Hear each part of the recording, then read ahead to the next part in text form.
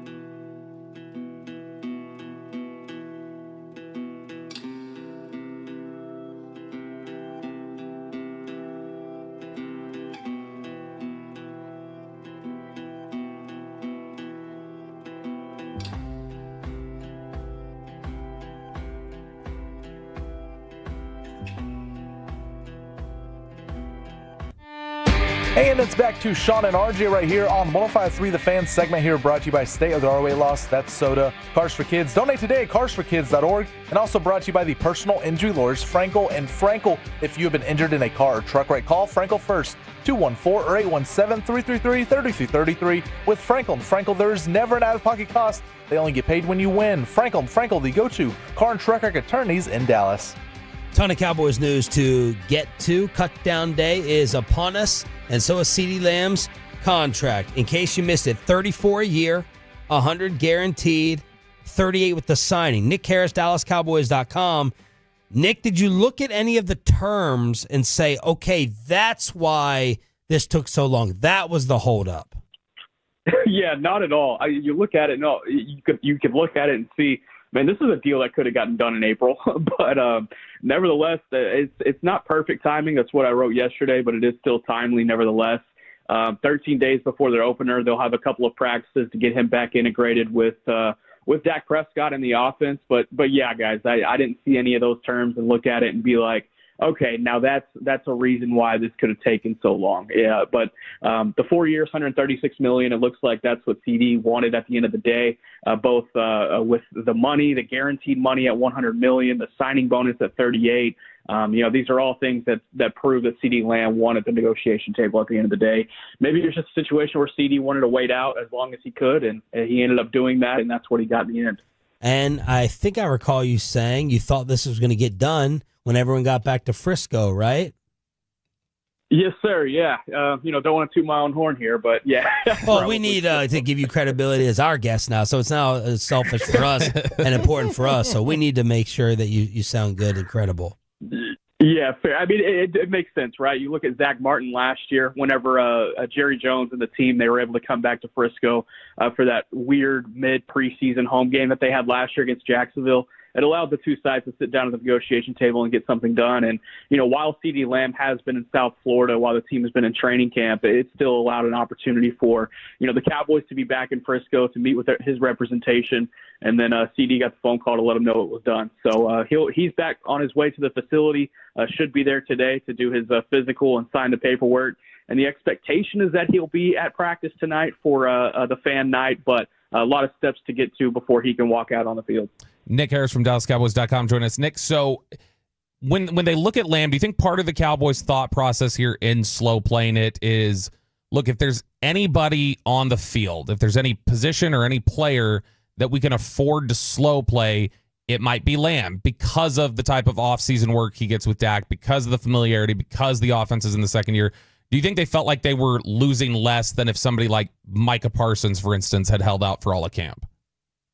Yeah, that's a good point. I mean, you look at the work that CeeDee Lamb was putting in South Florida, and you kind of understand what he was doing with Dak before they left for Oxnard as well. Now, granted, he wasn't on that receivers quarterbacks trip that everybody took up to Oregon right before training camp. You look at that, and that's probably an instance where you're like, okay, I probably would have liked to see CeeDee on that trip if you're looking at it from the front office's perspective, just because everybody raved about how much work they got done out there and the reps that they were able to get. That could have been super valuable for 88. But you're right. I think there's some truth to that. He's young. He's a guy that has a lot of experience with Dak Prescott already. Dak, he said during training camp in a walk-off that it's only going to take him one or two practices to get back in rhythm with CeeDee. However true that is, I think, again, yeah, it could speak to maybe wanting to wait as long as possible to get this done. But, now they have these 12 days. Days are counting now until they head off to Cleveland. And would I expect him to maybe be a 60-snap guy in week one? Maybe not. But he's going to be integrated in the offense enough to where, it's going to look like him and Dak are back in synergy. Nick Harris, DallasCowboys.com on the D&M Leasing Hotline. So are they practicing in front of the fans tonight? And do you think CeeDee could be out there? Yeah, it's scheduled to be a walkthrough tonight, so I wouldn't expect anything too crazy. CeeDee, the expectation, again, it is that he is there, but he's got a lot of steps to go through today with physical and signing the paperwork and making sure that he can step out there. But I think the expectation is that he's going to be on the field tonight. Are you interested in Dalvin Cook? It doesn't really move the needle for me personally. I went back yesterday. I was like, okay, let me see if there was anything that I maybe missed from the 2023 season. And I did miss a couple of things. It was a lot worse than I expected. 214 yards on 67 carries. I mean, it was a pretty bad year for Cook last year. But you look at 2021, you look at 2022, they were really productive years. Granted, he was in Minnesota. He was in a system that he was really used to being in. But for me, it doesn't really move the needle. I think if it's a situation where, hey, you could stash him on the practice squad for a few weeks and, if an injury happens in that room, you can elevate him and see what he can bring to the table, then maybe I understand bringing him on. But as far as adding him to the roster, I would assume it would be over a guy like Deuce Vaughn. I just don't know if that's worth doing at this point, especially for a price tag he could be asking for. I thought I saw you tweeting in defense of Deuce Vaughn on social media and some of the blocking that he may not have been getting throughout his short Cowboys career. Are you a big-time Deuce fan now? I wouldn't say I'm a big-time Deuce fan, but I think he's done enough to earn a spot on this roster. And not only that, I think he's done enough to earn a role on this offense. I think there's going to have to be a little bit more creativity for him going into year two than there was in year one as far as getting him the ball in correct situations. I mean, it was really difficult to be able to see where Deuce Vaughn would have space to make things happen last year. And you look at those carries, I mean, he's having to shed guys off in the backfield almost as soon as he's taking the ball. Now, granted, I did say in that same tweet, yes, there's a couple of bad reads here, but I don't think there's anything that anyone could have done with the opportunities that Deuce Vaughn was handed last year during the regular season. I think there just may need to be more of an intention in figuring out how to get him the ball in space, because once you get him the ball in space and he's able to make one guy miss, I think that's when Deuce Vaughn is at his best. Nick, we got cut down day later this afternoon. Cowboys already kind of started on that a little bit. I'm going to ask you the same question I asked Nick Eatman yesterday. When you look at this cut down, who do you think is going to be guy 53 and who is guy 54? Oh, that's a tough one. Guy 53, I am going to have to go with I'll probably have to go with Brevin Spanford. I think he sneaks on as the fourth tight end on this roster. I like the investment that they put towards him going into training camp. It kind of speaks to how much they believe in him coming out of the process. I think he's still a guy that they can use in these big tight end sets. I mean, if you think Mike McCarthy's not going to take 4 tight ends, then we might be all fooling ourselves. But who knows? I might be the fool at the end of the day when they take 3. So, but I think it's going to be Brevin Spanford as guy 53. Guy 54. Oh man, that's a tough one. I'd probably have to look at is it Malik Davis? Look at a guy. I'd probably have to look at a guy like Matt Waletzko, just to kind of see, offensive line depth. Obviously, you need it there. But you look at a guy like Josh Ball, who had such a great preseason, kind of shocked me, I would say. I think he's probably ended up taking that spot. So maybe I'm looking at a guy like Waletzko, but I think there's a couple of contenders there for 54. Nick, we appreciate it. Thank you, man. Enjoy practice. Yeah, appreciate it, guys. Y'all have a great one, fellas. You too. Nick Harris, brought to you by the WinStar World Casino and Resort, proud to be the casino of the Dallas Cowboys. Please game responsibly. Mike Florio has responded. We got 8 o'clock booked for the rest of the week. Oh, baby. Ooh. Tomorrow is going to be Thomas Dimitrov, former NFL GM. Thursday, Pat Doney with the big high school football preview. Friday, Mike Florio, ProFootballTalk.com. Whale alert. Whale alert. Did the whale swim across the screen? I did not check. I don't know. Florio is responding to Jerry Jones, basically telling Clarence Hill, hey, no one can effing do this job better than me as a GM. Florio, the results speak for themselves. For the first 30 Super Bowls, the Cowboys played for the right to play in the Super Bowl 16 times. For the last 28, 0. No other GM would have survived that, and plenty of others from the group Jerry deems to not be good enough have won titles. The bottom line is he does it because he can, and there's no one to tell him not to, and because the fans keep giving him their money, time, and attention. If that would ever end, if the fans would ever organize and ignore the Cowboys until he hires a GM, Jones would have a tough decision to make. With the Cowboys still America's team despite nearly 3 decades of not good enough, he's more than good enough to keep doing what he's done. So that's Mike Florio. Do you at all, and we kind of talked about it a little bit earlier, do you at all break Jerry's tenure up? Yeah. I'm glad you took the words out of my... Here's my question that I was saving. Is Jerry Jones Kevin Durant? Are Jerry Jones titles equal to Kevin Durant's titles? Ooh. No, they're much more valuable. They are? Not even close. Look. Because you know the perception. I know. Jerry gets 1,000% of the credit for hiring Jimmy Johnson. Agreed. And, if a CEO hires a great person under him, get the credit. He gets the credit. Yeah. Jerry's the only one who doesn't get the credit. It's wild to me. It's crazy. Like, that's what the job of an owner is. Well, I think, or the GM or whatever you want to call it. I think the reason that it's crazy to you, and the reason it is because it was so long ago, number one. And number two, there's no one else with Jerry's like GM staying power because of the situation. Like if Jerry Jones stopped being the GM 20 years ago, we might be talking about him as an all-time great general manager. But because he stayed on so long and they've done nothing since, championship relative, nothing, it gets forgotten and dinged. Yeah, and also flip the timeline. What if he went 28 years without it, and then they win 3 and 4 years? Then he's Tom Landry. No kidding. It's... What do you think? Jerry's titles to Durant's titles. Who do you give more credit to? Whose titles do you acknowledge more? I mean, they are. Jerry has a claim on those. Like I don't think those are just not his.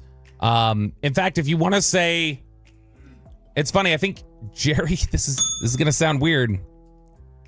I think you can maybe make the claim when you look at it that the first 2 years they won Super Bowls when Jimmy was here feels like more of something Jerry can lay claim to, in my opinion, than he can the third one when Jimmy wasn't here. Because I feel like the third one was, when you hear the players talk about that era, they just like leveled up. It was a toxic atmosphere, and they were just like, we're doing this. We're taking over. Aikman's going to run practice. Maybe we're not prepared, but we're so talented, and it's just bleeding over. Is that there was really nothing. Even that title's Jimmy's. The first two titles are Jimmy's, and the third title is definitely Jimmy's. Yeah, but Jimmy gets credit for a title he wasn't even there on. Right. That's how fickle credit is. But the first two, like, I do think Jerry like shares credit. It's more Jimmy. Yeah. But I think Jerry definitely deserves credit for, hiring Jimmy Johnson, sticking with him when there was widespread. A lot of people don't remember this. There was, at the end of 1 year, there were a lot of people saying Jimmy should be one and done. You went 1-15. He's over his head. You hired a whole college staff. You hired your buddy. This is a bad decision. Didn't do it. Didn't react to it. I think that there's more that you can actually say is there. Now, I break it up in eras. There's the Jimmy era. There's the post-Jimmy era. And then there's the Will McClay era, where I think he's just approached the team in those 3 different eras completely different in terms of the way he runs it. Here's what it comes down to for me. Jerry Jones wants to be the prom king wearing the varsity jacket. This is my theory. And he has a football insecurity, in my opinion, that he wants to vanquish with a championship, quote unquote, on his own. And he's just dying. He doesn't care, right? Rock stars want to be movie stars, and movie stars want to be athletes. And Jerry Jones cares, but doesn't care the most about being an all-time great genius billionaire businessman. Jerry Jones craves and yearns and goes to sleep thinking about being regarded as a football guy. Not the guy in the suit. The guy who can sit in the meeting room with the X's. And that is what haunts him. That is what drives him. And that is what holds the Metroplex hostage. Because Jerry Jones has held DFW hostage with his refusal to do it any other way. Now, maybe that gets me in trouble. That's just a fact.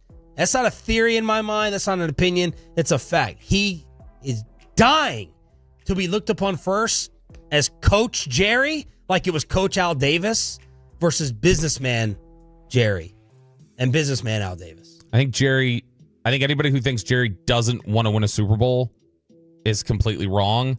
I think the nuance there is that Jerry wants to win it his way. He wants to win it his way. Yeah, he views his way as the only way. Which is selfish.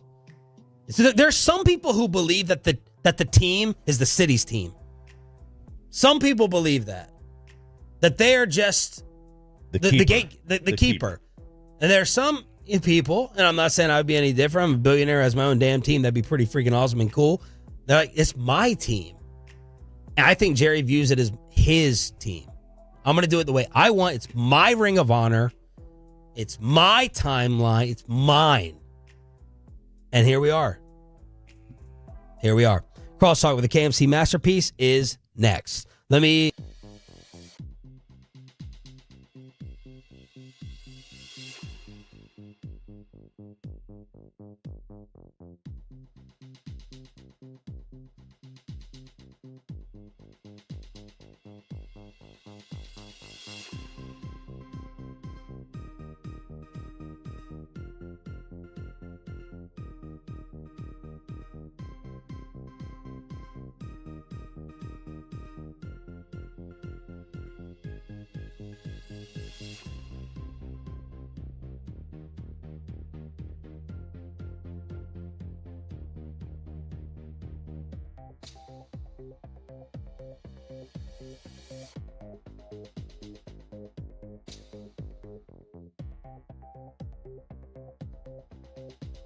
Do you think it's true that you've got to forget something else to remember that Uber Eats has groceries? No, that's absurd. Hey, remember when you used to be a, Pepper Lady? Pepper Lady? Wasn't it Cinnamon Sisters?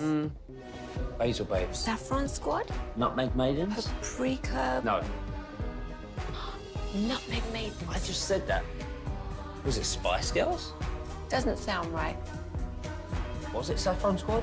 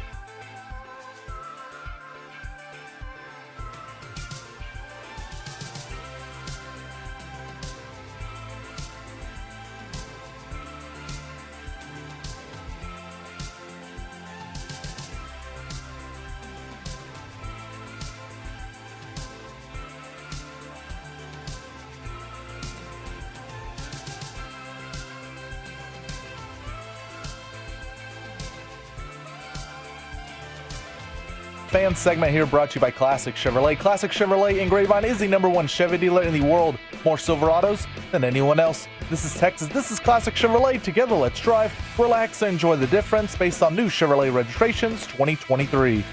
Let's crosstalk with a KMC masterpiece. Kevin Hagelin, Mike Bassick, and Corey Majors. Did you see they put out a new Untold today? But it is not part 2 of the Steve McNair story, as some people desperately were grasping onto hope that it would be. Oh, what is it? It's about the Connor Stallions? Yes. Michigan sign stealing scandal. Ooh. Yeah. Spoiler alert, he says he didn't do it. Well, there goes the segment for tomorrow. Pulling the What did you think he was going to say? That already is circulating out. I was like, Connor Stallion says he didn't do it. Did you watch it? I haven't seen it yet. Okay. So you're spoiling stuff you have seen, stuff you haven't seen. Are you not going to watch it because of that one Look, line? this is crosstalk, not Masterpiece Theater. Okay? I mean, at this point, I don't have to watch the Greg Maddox thing. I've heard the whole thing already. On social media? On this show. On Sean and RJ and Bobby and Peyton. Thank you. I do kind of feel that way sometimes We need with a better name. when it's Hard Knocks. Like in the past, not this year as much, but in the past, I felt like all the good stuff that was out there in Hard Knocks was clipped and posted, and you could just see it on Twitter. Yeah. What's coming up, Corey? Laura Rutledge joins us at 10:20 today. So we'll talk with her about how the Cowboys are looked at nationally. And talking to the wrong Laura. SEC. No. Laura Miller? No, I'm just making a joke. Keep going. Laura Rutledge could be my sports media crush. Oh, really? Let me ask you a question then. Then she had a baby.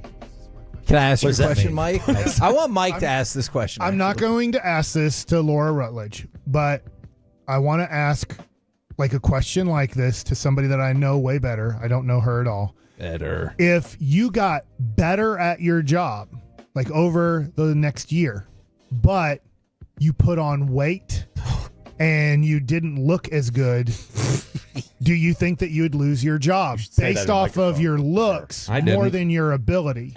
Ask Slater that. She was talking about that in Oxnard. Because I do think that their job is based more off of their looks than it is their ability. And I'm not saying Laura Rutledge isn't awesome at her job or whoever, but I do think that there's this understanding from a woman like that job is more based off of your looks first, your ability second. And then when do you get to the point where your looks don't determine your job status? Good question. And an example of that would be? Don't. I'm just messing. No, I don't know. I know what you're. I think I know what you're going to say. Did somebody get fired recently off of their looks going away? I don't know, but like I think that you could say the same thing. Like for guys, like who's the hideous looking dude? Oh, you can't say the same thing. No, it's not the same. It's not the same. But fair. like, find a TV anchor, and I don't mean like a reporter. I mean like find like an news anchor. people. Yeah. Okay. TV anchors are generally like great hair, chiseled jaw. Like that's just a restaurant hostess. Like they want to hire. Tell us more, Matt Rife. They want more attractive people up front. They just Is there any particular place that you can think of? No place that I care to advertise for or help out. Still? It's like the Cowboy cheerleaders. I thought their standard line in that documentary was, your kicks need to be higher. And that was basically, I thought them being like, you're too fat. Or oh my gosh. You gain weight or you're not pretty enough. Your kicks. No one gives a crap about their freaking kicks. What was the... When's the last time it was sat in the stands unless you're a high school cheerleading team and you're like, I don't like the execution of that toe touch right there. No one cares. Was it Knocked Up? Where they, in the movie, he describes it to the anchor. He's like, we'd like you to be tighter. Yeah. It's like, you want me to lose weight? And he's like, no, just tighter, little We firmer. can't say that. We can't say you want to lose weight. Yeah. We need to tighten you up. tone. What are you laughing at? Somebody on the fan text. I'm not going to say what they said. I thought it was funny. Okay. What's on that notepad? My notes. Like Spagnola's chicken scratch. My notes. Look at that. Oh, do you have a license plate written on there? No, I don't know what that is. That's a time. That wasn't from me. That was from somebody else. Do you think that you have bad handwriting? I mean, I'm not really trying there. I was just like scribbling down, like writing like quickly. Okay. Yeah. You have try-hard handwriting? Yeah, absolutely. Yeah, do you have try-hard handwriting? Yeah. Right on the bottom, we're doing crosstalk with on the fan. And I want to see how neat it is. I want to see how neat it is. See his try-hard handwriting? Yes. Man, this is going to take like 2 minutes. See, I told you this is going to take forever. He needs a hard to different write. pen. I got a really good pen. You don't try hard to write? I do with like a check. Yeah, like this pen is it's a bleeder. Ink. It's a bleeder, so you get like We got a the letters bleeder. run together. Here, use this one. This one's a really good pen. This is a good one. It's a really good pen right there. Ooh, a Sharpie. Yeah. Mike, I want to. What? We're doing cross. Just write a sentence. So, the Greg Maddux part of this documentary that blew my mind was the way he called his pitches. I want to know how common this is and what other tricks were out there. Did you know the clip that I'm talking about? I know that he would call his pitches based off how he caught the ball or walking back to the mound. Like, I didn't see this. Or like but I brushing know. his face. Yeah, I know all of these. Like, How common you are know we who- giving him credit for being a genius when a lot of other people did this? not a lot of other people did this. No. So I like will say catching this. the ball away and having that be fastball away, and then letting it get closer to you and catching it on your body to be fastball in. That blew me away. You know, there was a shortstop that called most of the pitches for his team. Cal? Yep.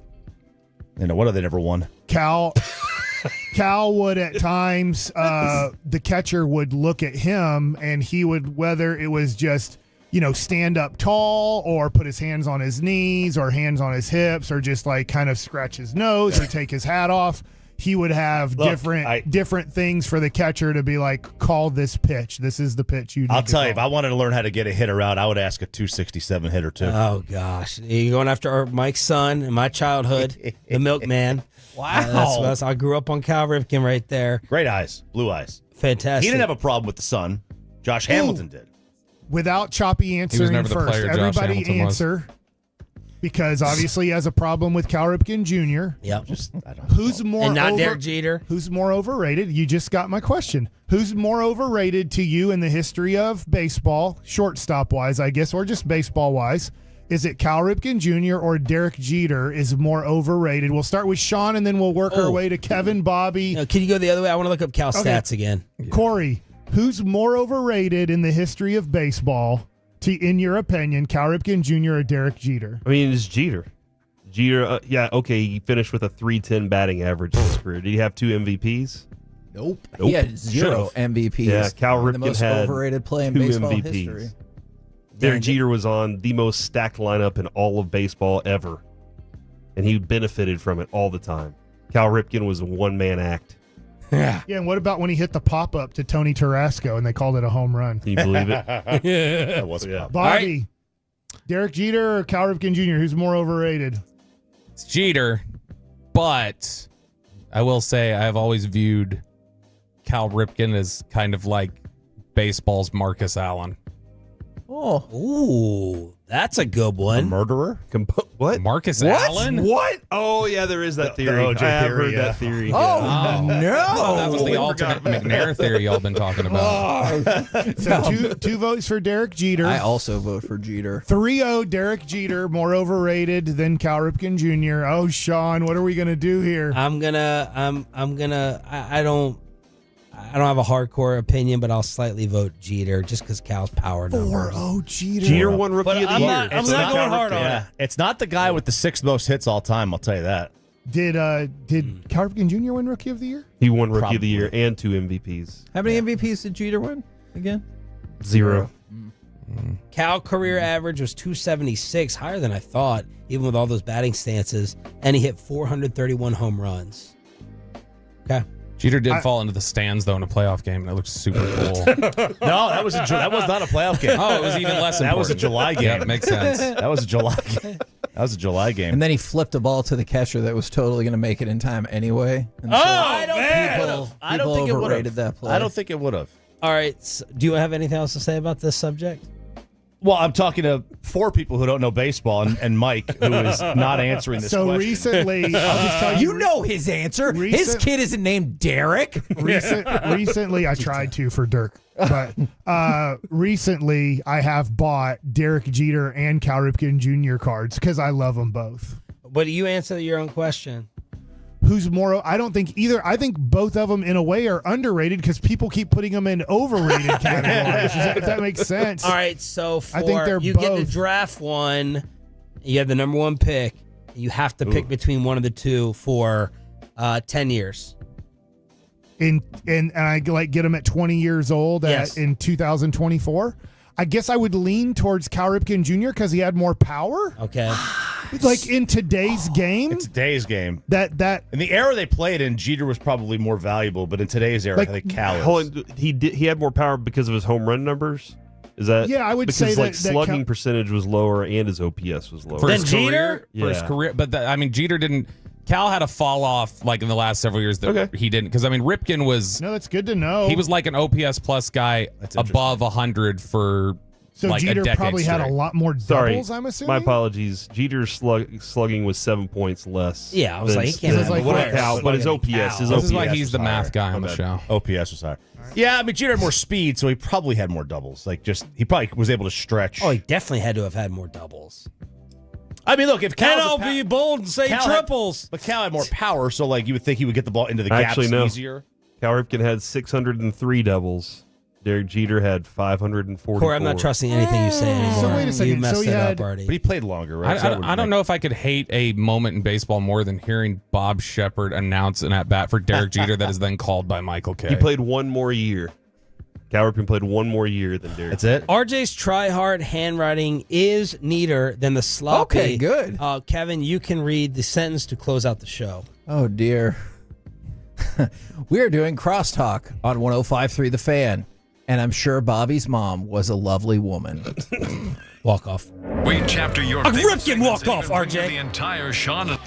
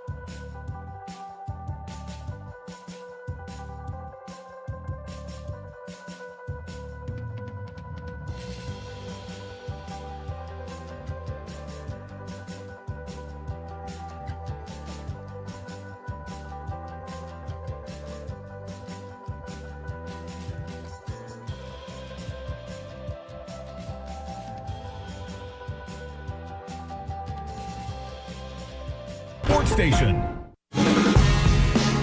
From our Hiley Mazda of Arlington and her studios, it's the KNC Masterpiece on 105.3 The Fan. KNC Masterpiece right here on 105.3 The Fan. You got me, Kevin Hagel, and Corey Majors, the famous Mike Bassick. Hello. And Alec Medford. Gentlemen, The new edition. welcome to the show. Hello. Thanks, man. By the way, we are not bringing Frank Gore in for a workout next week. Come on. That is not going to What happen. about Adrian Peterson? I'm betting no. Those guys are older than Dalvin Cook. I get it. Dalvin Cook is cooked. I get it. His shoulder injury last year, yada, yada, yada, all that stuff. They're just looking at it. And they're also saying to themselves, their running back room stinks. They gotta come up with some solutions. So they're doing everything they can to turn over every stone, Kevin. Well, I just want to know, just to start off, whether it's the YouTube, the Twitch, fan text 877-881-1053. Are you excited about Dalvin Cook coming in for a workout? Because part of me is like, sure, what's to lose? Just have somebody in for the workout. But then another part of me gets worried that they're like, we got Dalvin Cook and Zeke. Hell yeah, let's ride. And Problem I'm like, solved. yeah, and that part is kind of concerning to me. So I did. No, we're not bringing it. Hold on, are we bringing in Kareem Hunt? Let me go look. So I do kind of want to know what people's general vibe is about Dalvin Cook coming in, and then we can go from there. I appreciate them continuing to try to bring people in and say, are you healthy enough? Can we use you? Can we utilize you in some way? So I do appreciate they're continuing not only there, but at defensive end. Yeah, they're bringing in a dude to play with the Ravens. So that, like, there's other. They're looking at their roster going, we had some holes. We knew we had some holes as people were getting cut. That we knew that was going to be a time when people get cut. The Cowboys go shopping. They're like, let's go see what's in the designer bin at the Goodwill store. Sure. I'm fine with them doing it. I think, unfortunately, they're going to have to do this on a weekly basis until they possibly trade for a guy in his mid-20s. Yeah. But Dalvin Cook, I did look up last night Dalvin Cook's numbers the last 3 or 4 years. Obviously, last year was horrible. Sure. But for before him. that, he was he was a 1,000-yard rusher. He was averaging, I want to say, like around 4.5 yards per carry, because I looked at Zeke last year was 3.6. The year before was 3.8. The year before that was 4.0. And the year before that was 4.2. And if you just go to 2022, Dalvin Cook averaged like 4.5. So yeah, Zeke has not done that since 2019. So one of the things that I saw, and I appreciate people's real opinions either way. I just don't like disingenuous opinions. Like somebody posted a clip of Dalvin Cook and they go, this is Dalvin Cook in January, y'all. It was in the playoff game against Houston where on one carry he ran for 19 yards. This is true. Oh, yeah. The rest of the game for the Ravens, he ran 7 times for a total of 4 yards. It's not enough. And I just think that's the kind of stuff that is very misleading. If you think he's going to be awesome because last year was just a crap situation and he's in better shape, like, I'll definitely listen to that. But if you're like, look at this run in January, I'm like, okay, show me the rest. Yeah, that's where the shoulder injury, I have no clue how much that affected his style. I do know this, though. Mike Zimmer knows him. So if they had the consideration of it, did they go to Mike Zimmer and say, what are your thoughts? And Mike Zimmer's like, hey, man, he's a great locker room presence. He's good to have around. If he's healthy and he has anything left, I think he'll be a good part. Because Mike Zimmer was a head coach of the Vikings, so he knows that at least. And so far, Kendricks has worked out.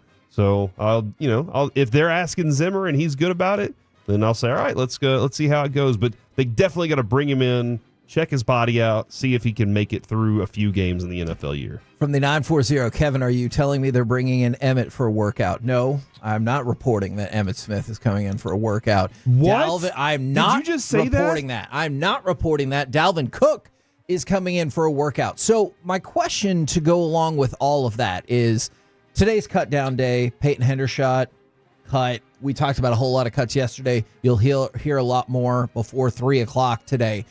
But what I really wanted to know for y'all, and we could talk about the Cowboys roster, what positions would you be looking at other teams for to see what their cuts are like? Like, what would you be focusing in on being like, hey, let's look across the league for this position or this defensive end, okay, cornerback, because I just saw one of the Tampa Bay cornerbacks was cut, and it was more of a we're stacked at the position. Yep.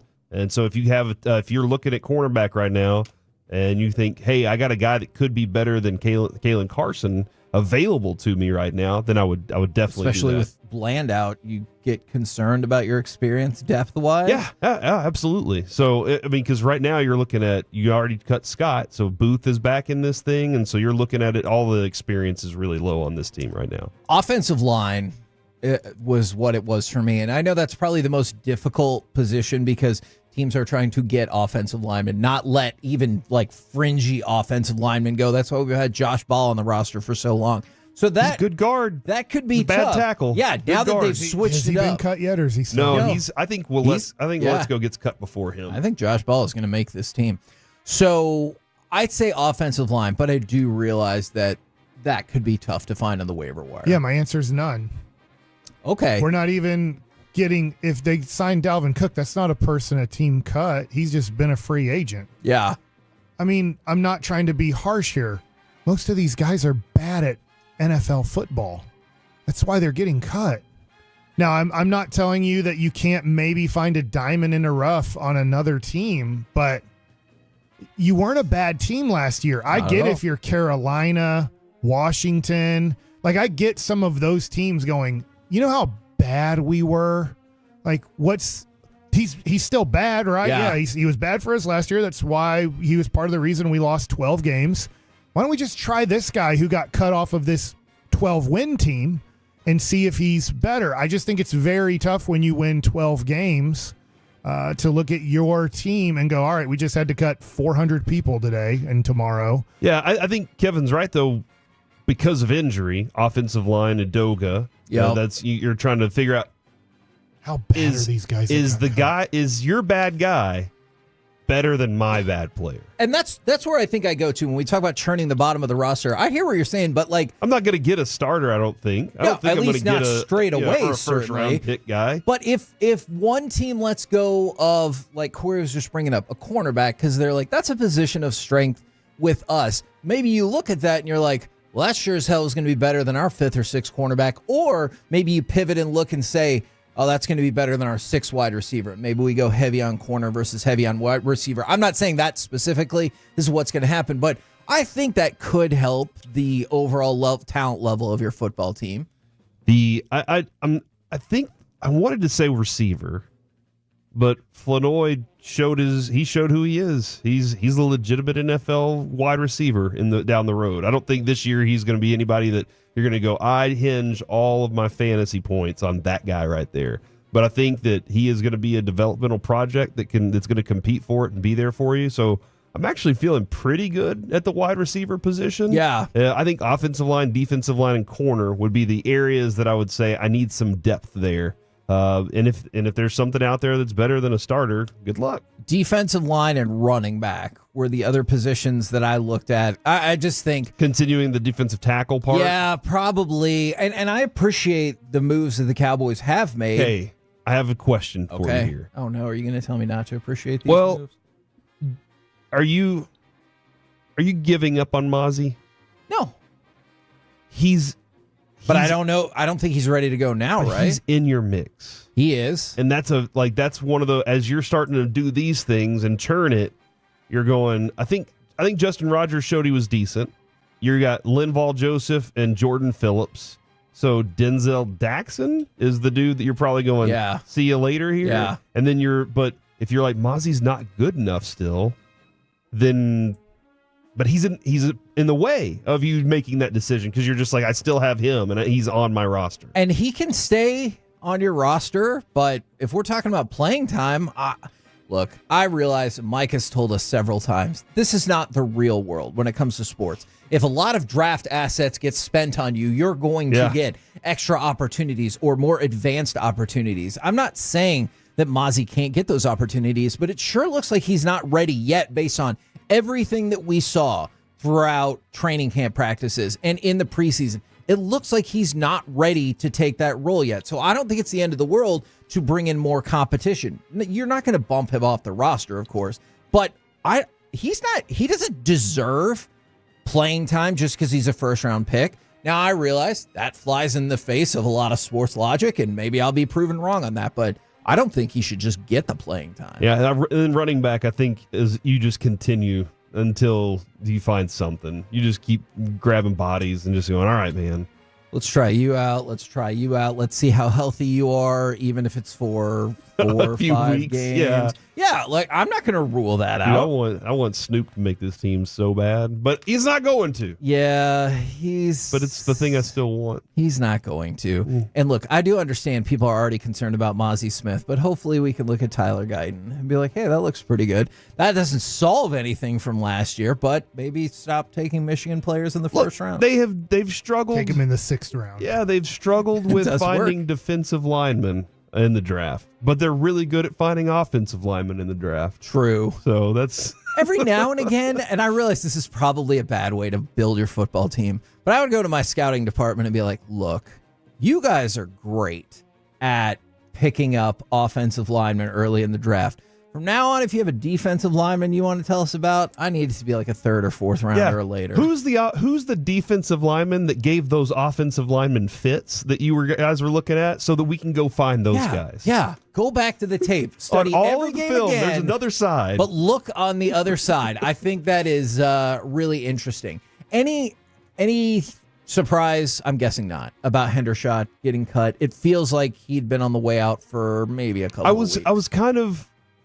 Last week when Mickey said that he was coming on strong late, I was like, oh, maybe this is just the right timing for a veteran. You know, he's like, all right, look, guys, I eased my way into camp and I got everything going. But Kevin, just kind of the things we were hearing about, like, he's got something that something's different about it. Yeah, that's different that hopefully he can figure out and turn it around for himself, because the dude has some ability to play as a receiving tight end for sure. And so it's a really good option to have around if you have something like that. But the Cowboys have 2 other viable options. One, they spent a very high draft pick on that we just discussed it. You feel like you have to continue giving that guy the opportunities because you spent the 2nd round pick on him. So Schoonmaker, whether he's good or better or not, he gets the opportunity. Yes, it feels like an offensive version of what we were just talking about with Mozzie. Now I realize with Schoonmaker might be more because of injuries than anything else, but you're not moving off your 2nd round pick in the 2nd year. You're definitely not moving off your 1st round pick in the 2nd year. But Hendershot becomes a victim of that. Sure. That's the way that falls for him. We'll keep you up to date on the cuts all day long. So 3 o'clock Central is the deadline for NFL teams to get their rosters down to 53. Now, what happens if they don't?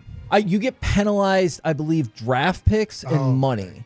Yeah. So the money they might not care as much about, but I believe depending on if you've offended this rule multiple times or violated this rule multiple times, you can get fined draft picks and then get draft picks taken away and get fined money. Would you like doing this? Would you like calling in the player? No, that does not sound fun at all. Hey man, look, you saw yourself play, right? Yeah. Okay, but that's not what you would say, right? You talk to him on the way to the office. You're just like, I don't think they do. I don't think this meeting's going to go well. See, I think I would. We really want to go over some things.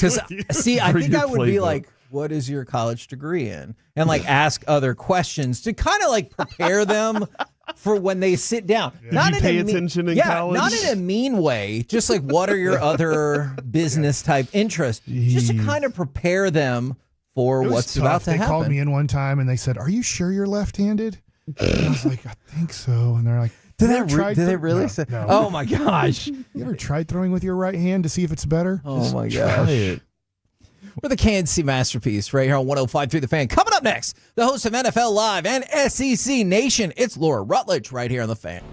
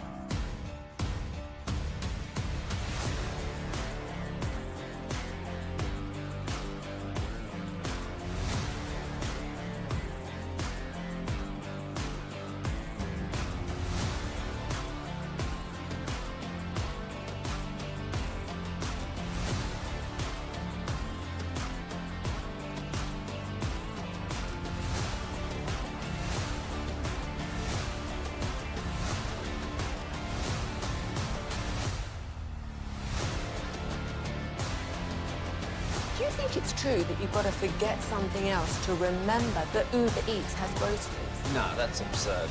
Hey, remember when you used to be a pepper lady? Pepper lady? Wasn't it Cinnamon Sisters? Basil babes. Saffron Squad? Nutmeg maidens? Paprika? No. Nutmeg Maidens. I just said that. Was it Spice Girls? Doesn't sound right.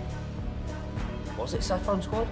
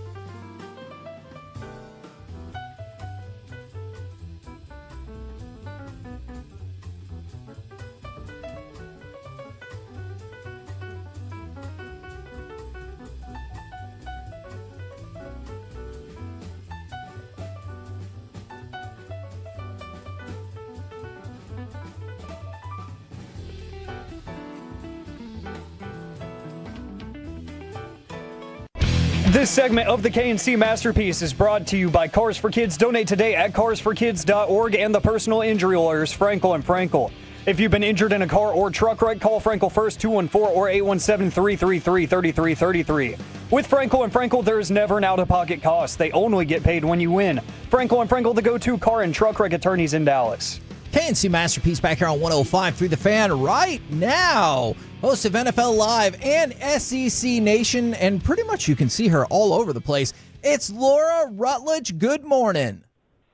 Good morning. How are you guys? We're doing great, but what I really want to know is how much do you love our city and the Cowboys for consistently trying really hard to provide you with content? I love it. It's funny because there are people who are like, oh, wow, ESPN just only talks about the Cowboys. And that's really not true on NFL Live. But unfortunately, or maybe fortunately, depending on how you look at it, the Cowboys are always providing us headlines. And yesterday was a great one, getting the CD deal done. And we were all excited about that. But yeah, it is funny. We do spend a lot of time talking about those Cowboys. Okay, when y'all are sitting around and preparing your show and getting ready for it, do you look at the Cowboys as a circus, a well-run PR machine, or a legitimate football organization? think it's kind of a mixture of all those things. That's what makes them so fascinating. They're a team that, for whatever they've actually done in the postseason, we expect them to be there every single year. And they have one of the best quarterbacks in the league, so we'd be talking about him anyway from that standpoint. And then there's always these other underlying storylines, right, that just kind of like circulate around. And I think no matter what, when we talk about them, especially for NFL Live being a daily show, we talk about so many teams, right? But the Cowboys are usually at least some part of our rundown for the show. Usually the conversation is, if it's not some major news, it's like, well, what about this angle that people haven't talked enough about? Even yesterday when we were talking about CD, we were also talking about the Bland injury, which unfortunately, happened. But also, like, some of us think it's a big deal. Others aren't as worried. So it's always interesting to get differing opinions on Dallas. You can count me in the category if I am worried about that injury. So yeah, us too. Yeah, we are. Me too. For whatever it's worth. What do you think about the Cowboys kind of kicking the tires on Dalvin Cook? This has been, in the offseason, a much maligned running back room. What do you think about this opportunity? Yeah, I love it. I mean, look, to your point, it's a running back room that needs depth, and I think Zeke will have some part of this, but right, he's not, a younger back, and running backs, unfortunately, in the NFL these days just have a very shortened career unless you're somebody like Christian McCaffrey. So I think they should do it, and it can't really hurt at this point. To me, too, you've got to think that in order to try to, everyone knows that Dak's going to be going to CD. So to try to diversify this offense in a way to make it a little bit more balanced, you've got to get something going in the run game. And one thing we talked about, too, recently is just Dak, obviously injuries have affected him a little bit, but getting back to being a little bit more mobile even in the pocket and doing some things outside the pocket that we know he can do. A great running game, or even like a decent running game, could help a lot in that way. So I hope the Dalvin Cook thing happens. Is there an anticipation that because of Kellen Moore that the Eagles offense is going to be back or more explosive? It kind of fell apart last year.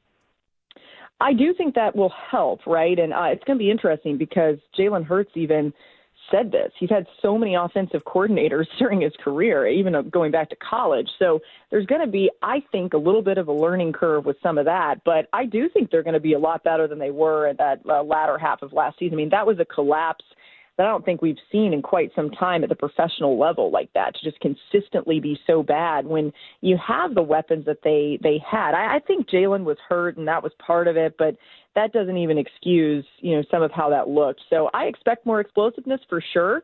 And that's another reason why the Cowboys need to make sure that they're in a better position, because that NFC East, when it comes to the Eagles and maybe even the Commanders a little bit too, yeah. I wouldn't really consider the Giants in that category, but Jaden Daniels can make some things happen. They have some weapons on that Commanders team. The Cowboys need to make sure that their offense is, humming at a really nice pace like they were many times last season. I was about to ask where you are on the Jaden Daniels hype train. I know Caleb Williams gets a lot of attention, and all of a sudden, Bo Nix has really been emerging in the preseason. But what are your anticipations or what are your expectations for Jaden Daniels? Yeah, covering him in college, I've loved him for years, and I think he is everything that we thought he was, right? And we're seeing it already play out in this Commanders offense. I realize it's just the preseason, but my goodness, he throws a pretty ball. You see some of these passes, and you're like, oh, my God, let me watch that again and again and again. And they have Terry McLaurin, who is one of the, utmost professional, just goes out, gets the job done, great leader. He's an exceptional player on that offense. De'Ami Brown, he's already had a nice connection with in the preseason. I think that they could surprise some people. I'm not saying that they're going to be better than the Cowboys or better than the Eagles, but they're not going to be some easy out. I think Jaden will make a pretty easy as rookie quarterbacks go, transition to the NFL. He'll have his bumps, but I expect him to have a really nice career. This rookie quarterback class this season, guys, is really fun. You mentioned Bo Nix, too. Not many people were talking about him after the draft in maybe the way that they are now. We're seeing him look absolutely perfect in this Sean Payton offense there in Denver. Yeah, how much of that, because Kevin and I have been kind of eyeballing that a lot lately. I'm just kind of curious your thoughts on how much of that is Sean Payton having just a great understanding of the game and being able to make it simple for the quarterback versus what the quarterback was in college and what he's molded into now.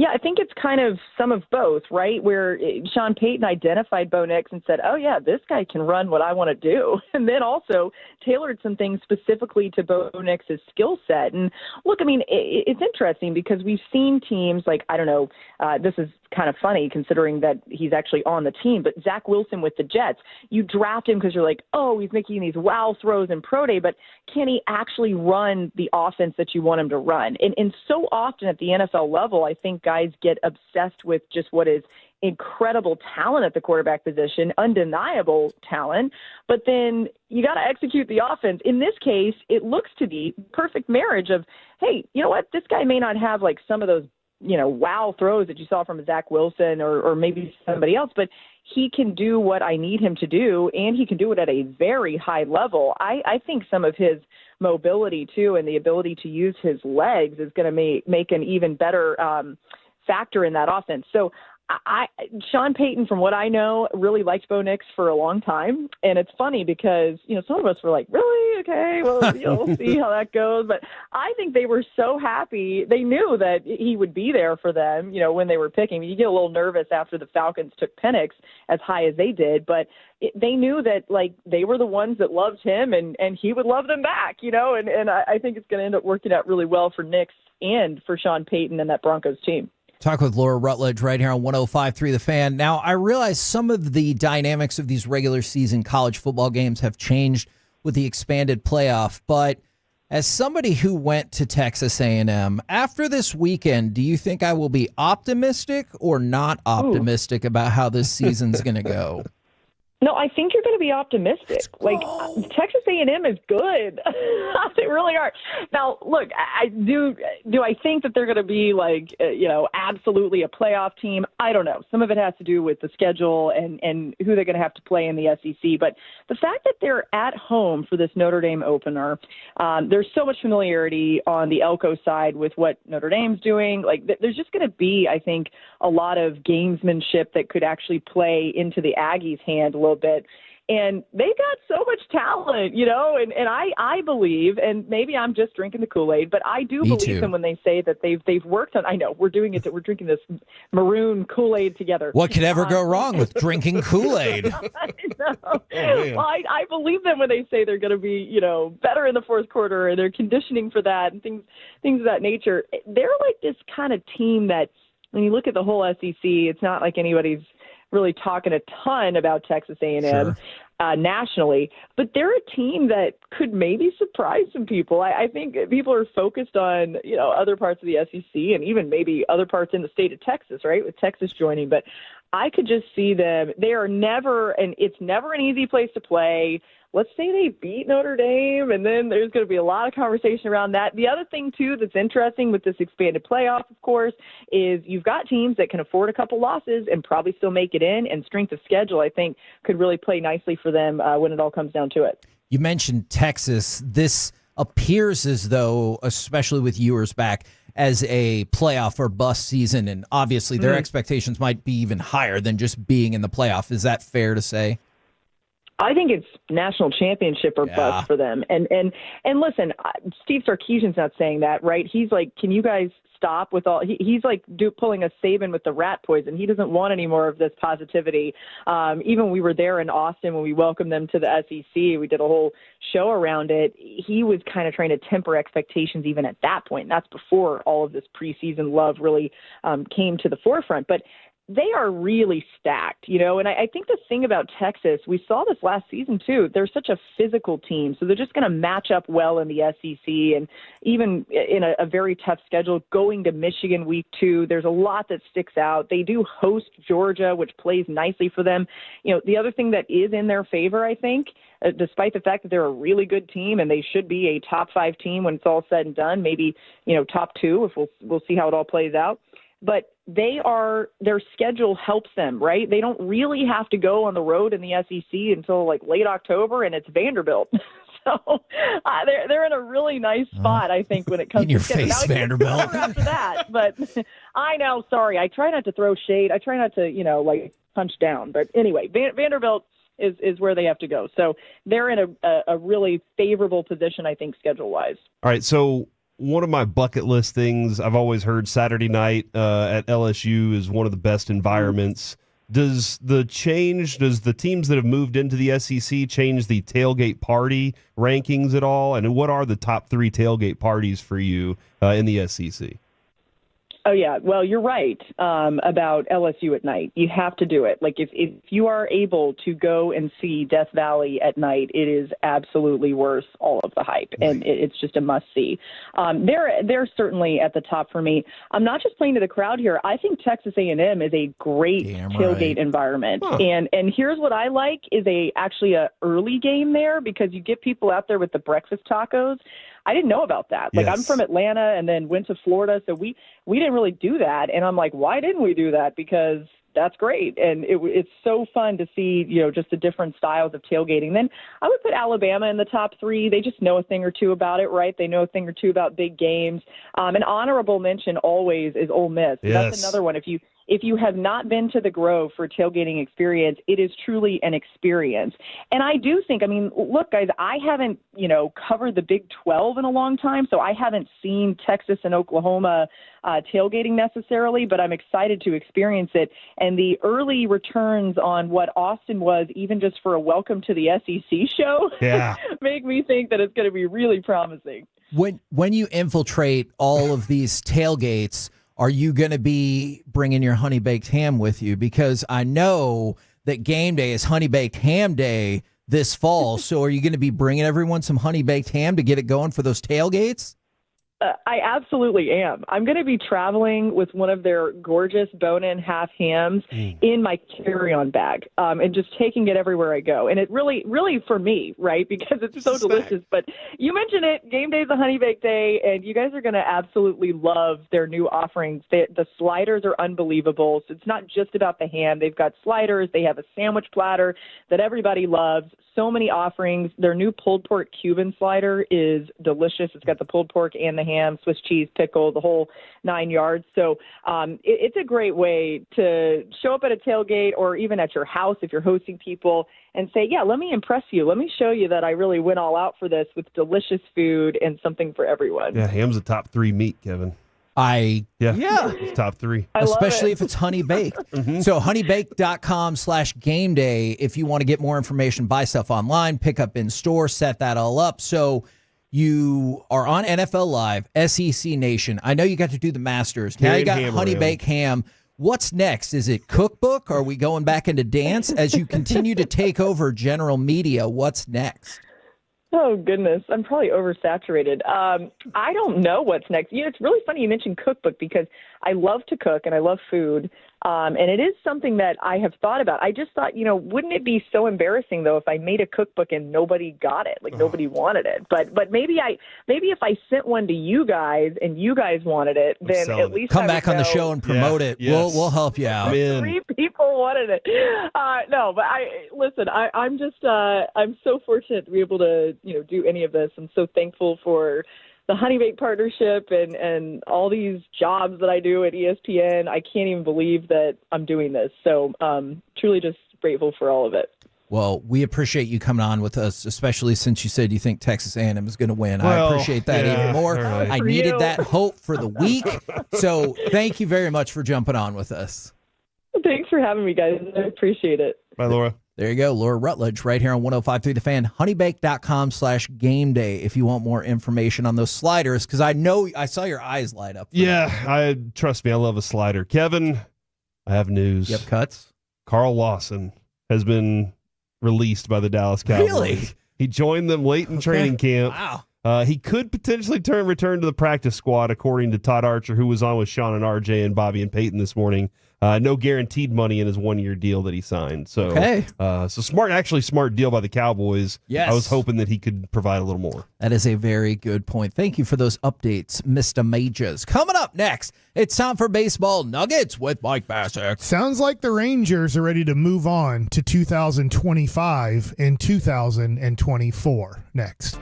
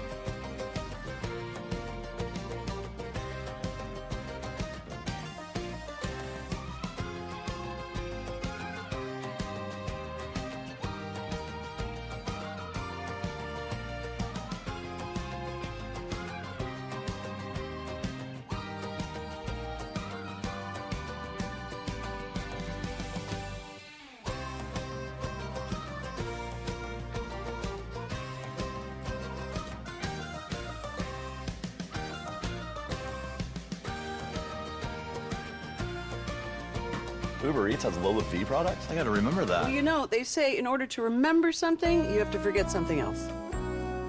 Okay, now that is a very cute haircut. That's like a little shag. I've never seen it before. Well, I mean, of course you have. It's the Rachel. Oh, is that your name? No, I mean like your name. No, I'm Jen. My name's Jen. Right, but I just mean like this is your haircut. But that's hair on your head. I'm not saying this is your hair. Okay, freaking me out a little bit.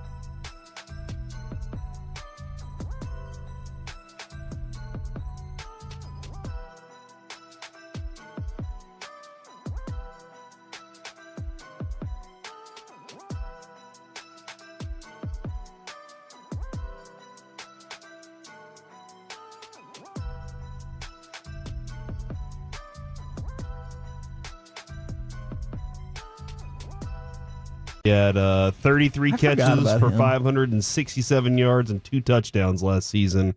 And my friend who's a Texans fan, every time he would catch a ball, he'd be like, "Thanks for Noah Brown." I was like, "You'll see." Reggie? So we should bring back Noah Brown and trade for Ridgeway now that he's on the block again. Ridgeway's out there available, so that's gonna be nice. Let's see what we can do there right now. Sounds fun. It's time for Baseball Nuggets. Speaking of fun with Mike Bassett. Yeah, okay. So the Rangers have I'm not breaking news here. 2024 is over. They do have approximately 30 games to practice. And I'm not saying just for the players. The players have to put up numbers. They're fighting for jobs. They still got a 0.2 chance. But I am listening on Friday to Eric Nadel come on G-Bag Nation, and he throws this. I feel like this was a bombshell. He says, yeah, and Justin Foskew's pretty much the way that I heard him say it. Justin Foskew's coming up to play first base in the month of September. All right. And I was like, wait a second. Whoa. Now, I understand. From what we understand, Nate Lowe's not going to be a Texas Ranger next year. At least that's the leaning towards the Texas Rangers, as he will, in arbitration, he has one more year of arbitration than a free agent that he will probably get, being a world champion, a Silver Slugger, a Gold Glove Award winner.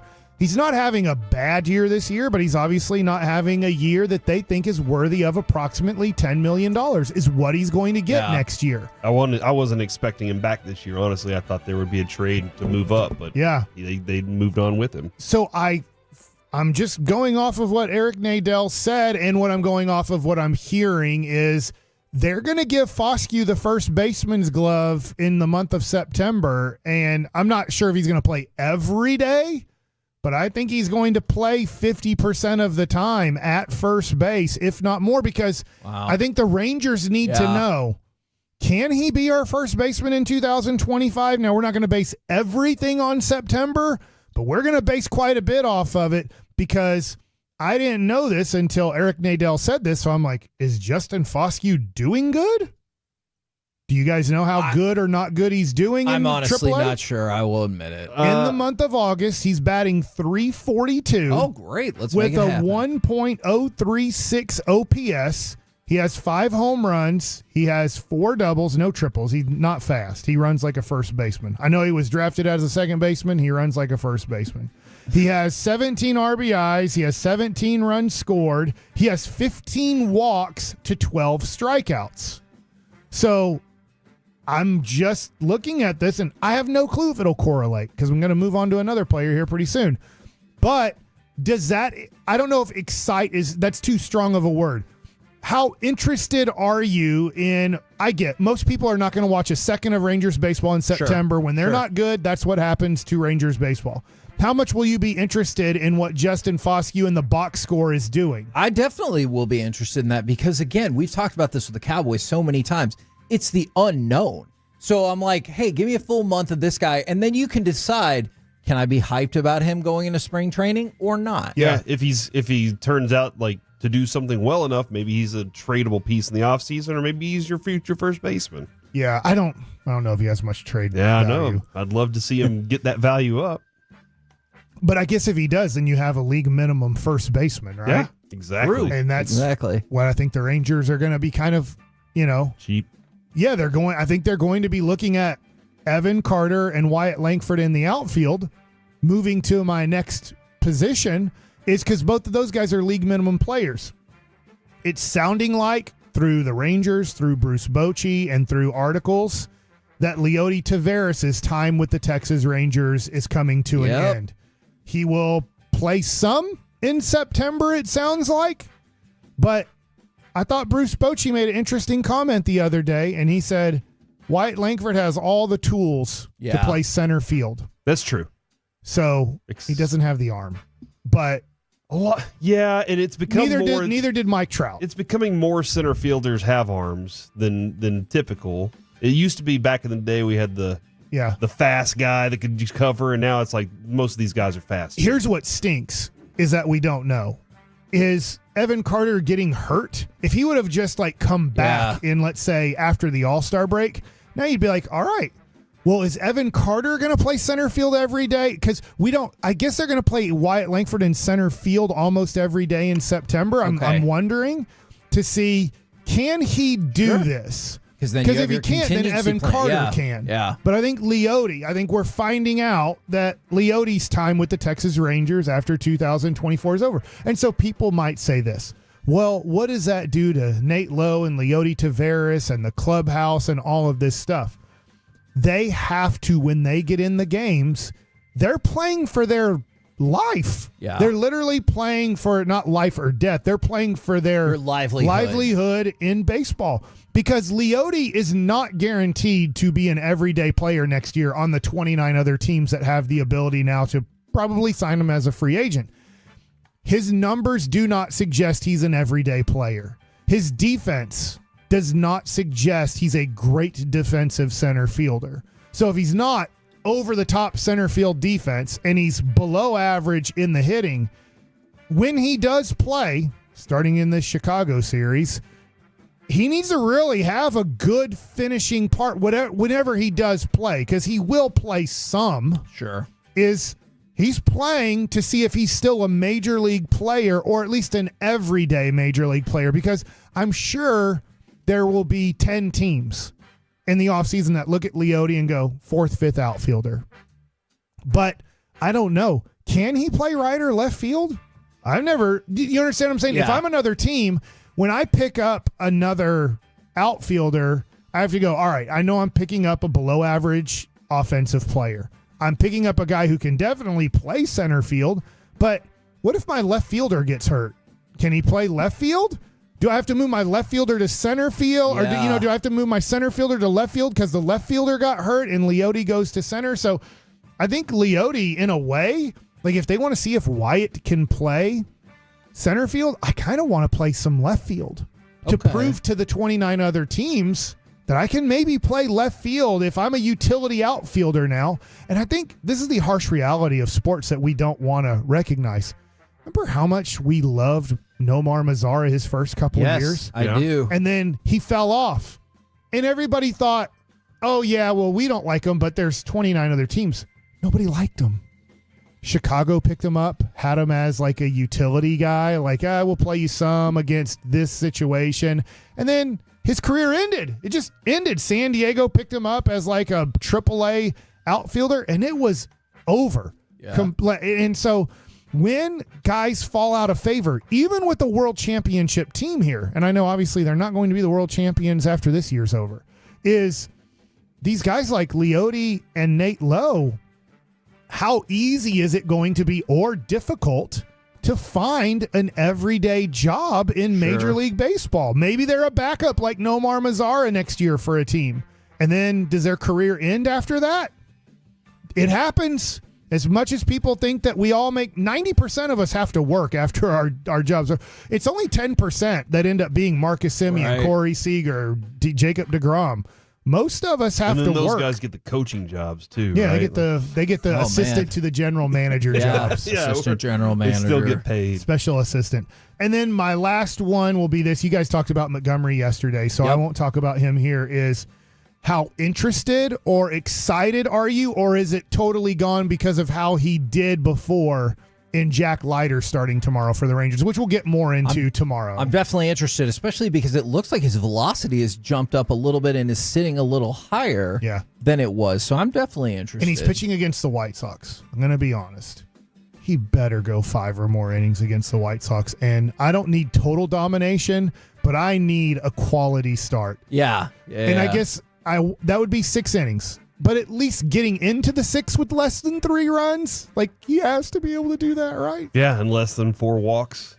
That is a good point. Now, and real quick, 7 or 8 strikeouts. On the Cowboys front, Aaron Wilson is reporting that Josh Ball has been released. by the Dallas Cowboys. There he goes. And look, we talk all the time about roster maneuvering. Carl Lawson might fall into that, but as we speak right now, Aaron Wilson reporting that Josh Ball has also been released. We're the KNC Masterpiece right here on 105.3 The Fan.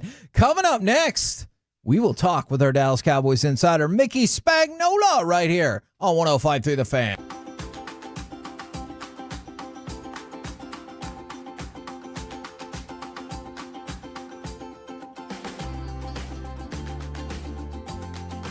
Do you think it's true that you've got to forget something else to remember that Uber Eats has groceries? No, that's absurd.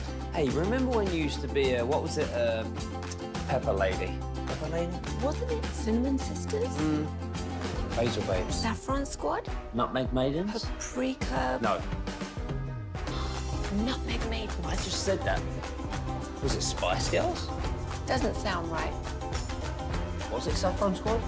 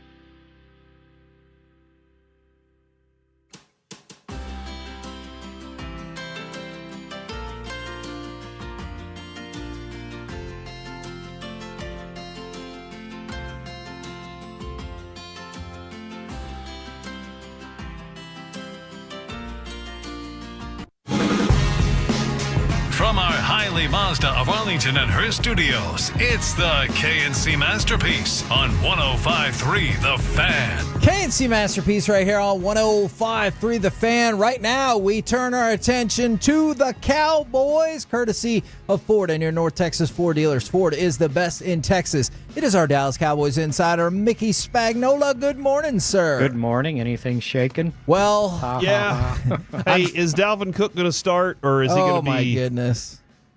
You know, here's my take on all this. You better be careful getting older. You know what I mean? I say that every day when I get up, Mickey. Yeah, well, for a football roster, too. Gotcha. Yeah, okay. You know? Yes. You start getting older, your guys are more susceptible to getting hurt. Now, they're kicking tires, right? Yes. And my look at that one is, can we sign him to the practice squad? Because he's not ready to play, right? Not yet. I don't know. I saw those workout pictures. He's throwing that medicine ball up against the wall. Well, throw the medicine ball against the wall. Wait till the wall starts throwing back at you. Oh, yeah. I like it. Right? I like it. So I think, you know, to some extent, I don't know that you start cutting young guys, but you could put them on the practice squad and it gives them, you know, 2-3 weeks to ramp up and get ready to go. I mean, he's not ready to play next week, is he? No, I would assume. So I was just trying to look at it realistically. Now, maybe they saw something and, you know, he'll play for very little and it's like, okay, let's grab him before somebody else does. Well, and I did have the one thought, too, of Mike Zimmer does know the guy. And right. So that's a good source to get information from. Yeah, absolutely. And obviously, and I'm sure that's what they're listening to right now. But, I mean, he didn't really play last year, did he? No, he was bad last year for what? I mean, multiple for the teams. Jets, I don't know, just He played a little. a dozen carries, And then 2 he- dozen carries, something like that. And he played in a game for the Ravens. Yeah. So, but you know, I think it's worth looking. I think you owe yourself that, and it's like, okay, well, is this guy better than my second or third running back? And so, you know, check it out and see. But 29 years old, and you know, everybody's calling Zeke old. You want to get another old running back? I do not personally. Okay, I was just wondering where you guys were. No, I'm not in favor of this. So, but you know, if it's the practice squad, then it's a different story. You So- know, let them. And again, if you need them, you know, you call them up. Got 3 call-ups. It's true. That is true. The word going around today is that Josh Ball and Peyton Hendershot are not going to make the initial 53, although I know there are lots of tricks and whatnot that you can do to set up your roster. And Yeah. any other notable names thus far that you think we need to know, as I'm sure they'll come out the rest of Yeah, I haven't, you know, I've saw those mentioned. Obvious here, you know, they don't like releasing things to let teams kind of look at their guys for a longer period of time, right? Sure. So, yeah, neither one surprises me, although I did tell you guys last week I thought Hendershot had a good 1 or 2 days of practice, but it was 1 or 2 days from the whole, you know, the whole training camp. And again, they might have, you know, he'd been bothered by injuries, so you might have want to get it going and prove that he's not hurt so you don't have to waive him injury and then have to pay an injury settlement, right? So the tight end position was stacked, however you want to put it. And, you know, there was going to be some guys let go that may go and play somewhere else. And he might be one of them. And, you know, the other thing sometimes with a veteran like that, they'll let him go, give him an opportunity to latch on somewhere else. And then, you know, if you still kind of like him, you sign him to the practice squad. Because remember, there's no age limit anymore or, you know, or experience limit on the practice squad. So you could always stash guys there. The CeeDee Lamb signing yesterday, did that feel like just a big sigh of relief after that happened? Well, it was going to happen, right? At some point, it was just a matter of time. It was a matter of probably both sides conceding. You know, I keep seeing, well, if he was going to sign him for that much, why didn't they do it before? Well, you don't know what they were asking for. They could have been asking for $40 million a year. And if I was the agent, I would have been, till they told me no. repeatedly, right? I feel like I would say no to that pretty quick. That's my number. There Right? it is. And Come let's back see with a what we better can answer. do. Okay, well, if you're not going to give me that average, then I want more guarantee. And the other thing, to put some perspective on that, he's still got to play on his 5th-year option. That doesn't go away. Yes. All right? So if you add, for argument's sake, $18 million to that total and divide by 5, it comes to $30.8 million a year. That feels like a much more manageable number. Right? So, I know after this year, and we haven't seen the breakdown on what the base salary is, and we also haven't seen how long the guarantees last. Because if you look at Justin Jefferson's contract, the last year is not guaranteed, and it's like 38 or 40, 45 million. So, you got to divide by the guarantee more so than the total number that the agent wants to put out there. Do we have any surprises on the horizon today? Do you have any thoughts on? Or you think it's going to be kind of? I don't think so. He knows the roster already. Yeah, right. I wish I did. I'd be in a different office. No, I don't see anything that that would just be shocking. I mean, basically what the starters are, right? All you have to do is look at the guys that didn't play on Saturday. And then it's just a matter of, the backups. And if you're kind of worried about backup situations, well, I would be, right? Somewhat the cornerback position, like who's my 4th corner. Offensive line is and then who's my swing tackle. And obviously, if, Josh Ball's name's being thrown out there, he was playing guard, he was playing a little tackle. I don't know where, this might bode well for Willetsko making it, but he's just been playing right tackle. Right. So I think you have to go and kind of look at the waiver wire, and I was kind of looking at the guys that were already available. And how about this? I saw this name come up. Cam Fleming. Oh man, I know. That project's done, right? Let's do it. Right. I said, oh no. So there's names out there, Ty Nasecki, Ethan Greenridge, Roderick Johnson. None of that stuff's going to get you excited. There may be a veteran guy out there that has had 4 years in the league that gets released, and you go, okay, well, maybe that's better than Awesome Richards. But that's what it's got to be. And then the other thing is, you just don't want to be a progress stopper with some young guys that you might see something in, and then you end up with them on the practice squad, or you leave them available for somebody else to grab. So you got to be careful just bringing in a name or just bringing in experience. It's got to be good experience, right?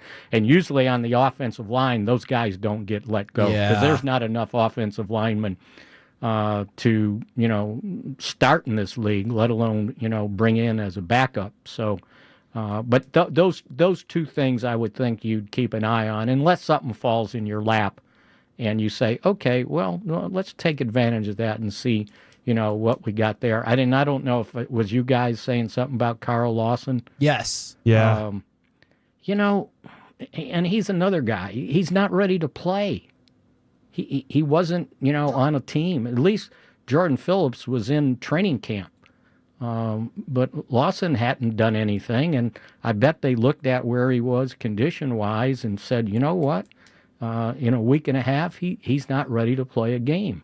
And so there's no sense taking up a spot on your 53-man roster for a guy to ramp up. If he's going to ramp up, you better be either CeeDee Lamb or you better be ready to start, not be a rotation player, which is another possibility. It's like, okay, well, go see what you can get. If not, we'll sign you to the practice squad. I'm big on the practice squad. Yes, Mickey's loading up that practice squad. I can tell, man. But We're you going to could have to expand. stash guys there, right? And, and when they signed him, it was only the veteran minimum of $1.2 million against the cap, and that's what all those guys ended up signing for.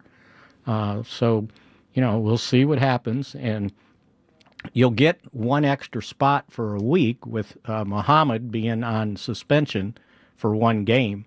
And that doesn't count against your 53. So, you could stash him off to the side, too. They got a lot of things to work on here in the next, 4 hours? Yep, a little bit less than 4 hours. Well, we appreciate the info. If you have any news you need to tell us along the way, you know how to find us. I sure do. Thanks, Mick. See you guys. Mickey Spagnola from DallasCowboys.com. Couple of other notes for you. Deron Bland had surgery to fix the stress fracture in his left foot yesterday, so I guess that's when the 6 to 8 week recovery period will begin. And then Adam Schefter reporting that Caleb Farley, a first-round pick for the Titans in 2021, is being released as well. This is a dude that has injury and tragedy. His father was the one that died in the house explosion. Oh, that's right. I honestly forgot about that. He was he tore his ACL 3 games into his rookie season, was benched as a defender 5 games into his second season, then re-signed to play exclusively special teams, and then he re-injured his back 3 games later, and that was a back injury, I believe, Kevin, that came out of Virginia Tech also. Yeah. So he was already kind of in that world of like, okay, we got to keep an eye on it. So yes, you got to look at this. You have to, because the talent is there. It has existed. Just the dude hasn't played. So that's kind of where maybe you look at him and he can get him in the practice squad. Is what I'm feeling. Okay, Mickey. How many people? All of them, the whole league's on the practice squad. But you know what? squad. I did like that he acknowledged. He goes, "Oh, I'm trying to load up this practice squad a whole lot." From the 214, man, I thought Kevin was fixing to say Deron Bland got cut. No, he had his surgery yesterday. Time to cut him loose. No, it's definitely not. He definitely got cut yesterday. You cannot do that surgery without cutting. That is a fair point. That is valid. And then from the 972, do you think the practice squad would make a great name for a show? I think it'd be a cool band. Okay. All right. The practice, because you practice. But you never get to perform. You never get to perform. You're in the practice I'm in the squad practice right squad. now. Yeah, that's what I do. We just practice. We're the KNC Masterpiece right here on 105.3 The Fan. I want to throw this out really quick. Have you heard of NASCAR driver Lane Riggs? No, I have not. Okay, that's fine. I have to admit I didn't know who that was either. Is it Layne? Layne. All right, that's the better way to spell Lane, by the way. Yeah. Yes. So Lane's is good, by the way. He celebrated his first career NASCAR Truck Series win on Sunday. And then he got up number there. 1 overall, 53 points. He threw his arms up in the air to celebrate, and he dislocated his shoulder. Oh, him and Field Yates. Do you think that he will always remember that from his first victory and is like, no, I remember, but also I separated my shoulder? And he said, look, I'm going to read this quote, and I want you all to be adults about it, okay? Quote, I've done it before, but never in victory lane before. I think it's number 9 dislocation of the shoulder. It's fast jerk motions, and I guess I just got a little too excited. Go ahead and mark on that. No, that is what he said. I understand about why he dislocated his shoulder. So he's never going to do like the milk pour, when they pour milk all over him? I don't think so, because he said this happens a lot. All it the seems time. like he might not really change it. Yeah. But I just thought that was an interesting side note to his first Truck Series victory. Shoulder separations look weird too, man, because How's that? Because their arms just dangling and hanging there. It's weird looking. When you get doused with milk, are you sticky? Kind of cheesy, probably. Like, well, it takes a while for it, and that would be like cottage cheese. Dude, can you imagine being the first person to go, But, hey, like, this Gatorade milk makes is you spoiled. sticky. Let's go ahead and eat this thing, and what does it taste like? And then you're like, oh, this is actually good. You mean the first person that saw milk spoiling, and then you're like, this is going to be cheese. Yeah, cottage it. Yeah, somebody had to do it, Kevin. Somebody had to do it back in the day. Everybody had to taste test something. Yeah. Otherwise, we wouldn't know. Like back then, and they're like, oh, let's try this. This looks nice. It's a berry on a tree. And then they're like, oh, it's a raspberry. It's kind of on a... Did you see that last week with Alicia Silverstone where people thought she died? But then you eat one and then you do die because you're like, oh, this one's poisonous. How do we know? See that person? They're dead. He ate a berry. Dead. Take that for data. Take that for data. Yes. Back in the day, being a food tester, I guess, would have been a terrible, terrible job. We're the KNC Masterpiece. Frank Layden used to do that with all the Gatorade and water. He'd make the water boy taste it first. He used to be a head coach for the Utah Jazz. People probably don't know this. Yeah. But he'd be like, hey, taste it just to make sure. Just in case you die. Coming up next, we'll give you more NFL cuts, but also... I don't know. AM on the FM. I guess we got Gatorade flavor conversation, the question of the day, plus Coach Prime actually did something awesome. We're going to talk about it next year on The Fan.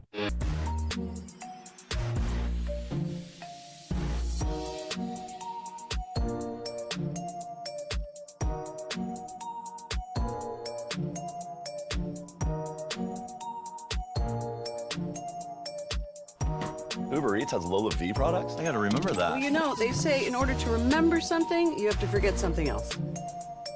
Okay, now that is a very cute haircut. That's like a little shag. I've never seen it before. Well, I mean, of course you have. It's the Rachel. Oh, is that your name? No, I mean like your name. No, I'm Jen.